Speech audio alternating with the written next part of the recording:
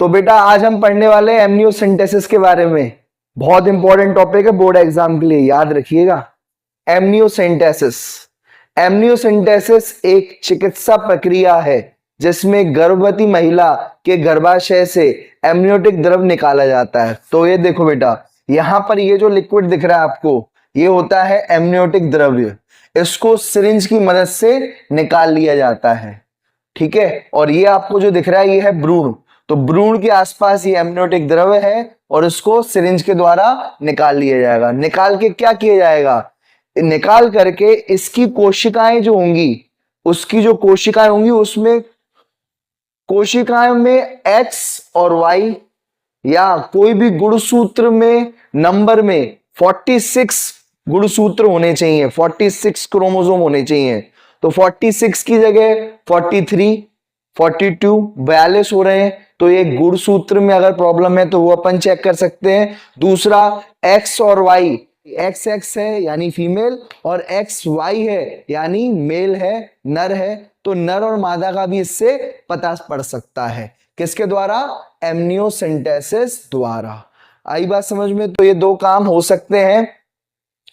तो ये स्वास्थ्य, भ्रूण स्वास्थ्य के लिए बहुत ही ज्यादा क्या है, उसका मूल्यांकन करने के लिए बहुत ही ज्यादा उपयोगी है ना। और साथ साथ इसमें अनुवांशिक और उपापचयी जो विकार होते हैं वो भी अपन इसमें देख सकते हैं। अनुवांशिक या फिर उपापचयी। उपापचयी मतलब जो डाइजेशन या पाचन क्रिया से रिलेटेड जो आपके विकार होते हैं वो भी अपन इससे देख सकते हैं, ठीक है। जैसे कि आपके उपापचयी जो अनियमितताएं हैं वो कौन कौन सी है? फिनाइल कीटोन यूरिया, ठीक है, क्रेटिनिज्म या फिर एल्केप्टोन यूरिया।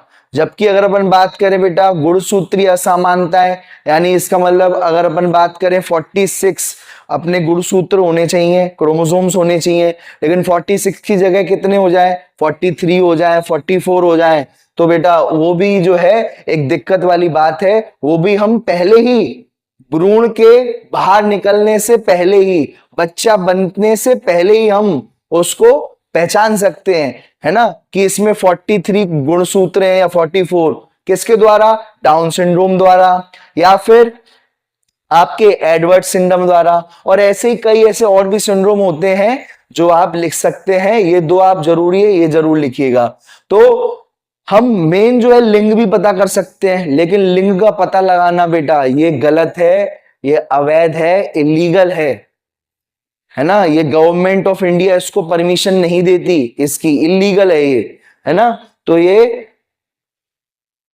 इसके ऊपर कई सामाजिक और नैतिक मुद्दे इससे जुड़े हुए हैं कि लिंग परीक्षण नहीं कराना चाहिए, जेल भी हो सकती है डॉक्टर को और जो करवा रहा है उसको भी। तो ये आपको याद रखना है। जो ये अपन ने पढ़ ली पूरी की पूरी एमनियोसेंटेसिस। तो एमनियोसेंटेसिस का फायदा भी है कि भैया हम जो है ये पता लगा सकते हैं कि भ्रूण में कोई दिक्कत हो, गुणसूत्रों द्वारा या पाचन क्रिया में कोई दिक्कत है, तो ये हम जो है उसकी जीन्स वगैरह देख करके पहचान लगा सकते हैं। क्यों पहचान लगा सकते हैं? क्योंकि जो उसका द्रव्य है, द्रव्य में क्या होंगी? द्रव्य में उसकी कोशिकाएं होंगी भ्रूण की। उन कोशिकाओं को हम स्लाइड पर रख करके उसके ऊपर कलर डाल करके उसके अंदर की सारी कोशिका के अंदर में क्या गड़बड़ है, गुणसूत्रों में क्या गड़बड़ है, ये अपन देख करके हल्के अपन पता लगा सकते हैं। तो ये हो गया आपका एमनियोसेंटेसिस। तो ये फायदा हो गया। और नुकसान बेटा इसका लिंग का लिए अगर आप इसका इस्तेमाल कर रहे हैं तो ये एक इलीगल है, ये आपको याद रखना है। ये एक नुकसान है, तो आपको याद रखना है, ठीक है बेटा। All the best.